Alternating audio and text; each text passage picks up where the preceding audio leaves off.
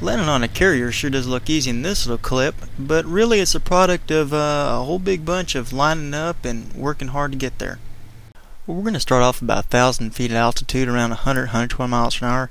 Ship a little wider than wingtip there. Not much throttle at all, about 35%. The combat flaps are a good idea, and when that ship is about halfway through that back window, we're going to head and turn left. Using our rudders for coordinated turn, we're going to go ahead and lower those flaps out.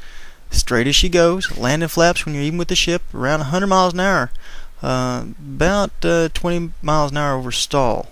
Now here we go on the back side. Now once again, when the ship splits that back window, we're going to go ahead and do another coordinated turn. Let it settle on down, about 35% throttle. Flare as we cross the back of the ship. Try to keep your eyes open. Okay, here we go. There's that carrier down there. He's just a little bit about the size of a wingtip there.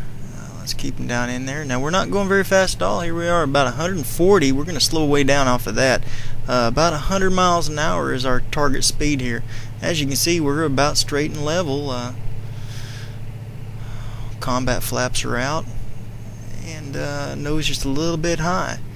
Now as we start to slow down just a little bit and he gets to where he's in the back of our rear view mirror, we're going to go ahead and pop some flaps here. Slow us down even more.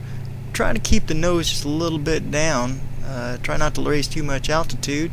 And as we do that coordinated turn, which means that you'll see the rudder comes in just a little bit here, but that little ball goes in there.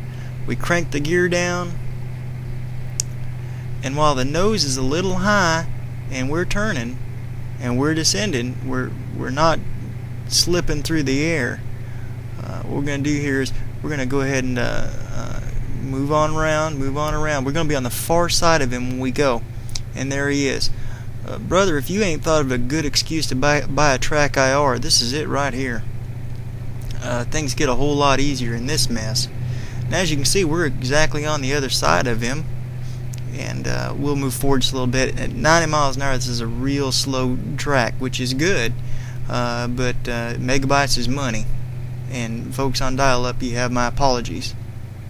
As you can see here, we're going about 100 miles an hour. As we get even with that carrier, we're going to go ahead and pop the rest of our flaps. There they go, right on cue.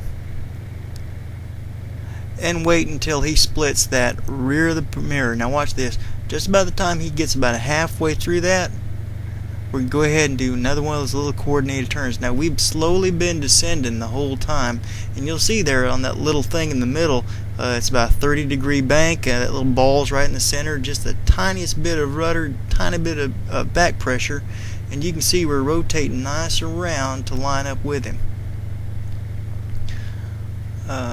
Take the time and do this racetrack, because it's the only way you're going to, well, it's not the only way you're going to land, it's the only way you're going to ensure you can land. Now you'll see here we've got the flaps the rest of the way out, and what we're going to do is we're going to take that reticle and we're going to start splitting halfway between the ship and the horizon with it. Now you see that we're just a little bit to the left of him here, because as you line up with him, guess what? You can't see the ship. So here we are in a slow decline. I'm going to bring it on down just a little bit. You can see we're descending, but we're pretty much straight and narrow. Now as we get right to the back of the ship, flare up, try to keep your eyes open, and you'll catch that wire just pretty as could be. This is how it looks from the outside of the plane. Here's that lineup just like we did. Remember we split the reticle there, we were just a little off center right towards the end.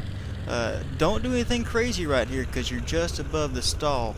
Those fellas at the back of the ship are really brave in my estimation. And there's that flare. It caught the second wire. Look at that. By the way, I did not fly this. A good friend named Robus sent me the track, and boy, he sure did give me a big old smile, because I learned how to land on a carrier.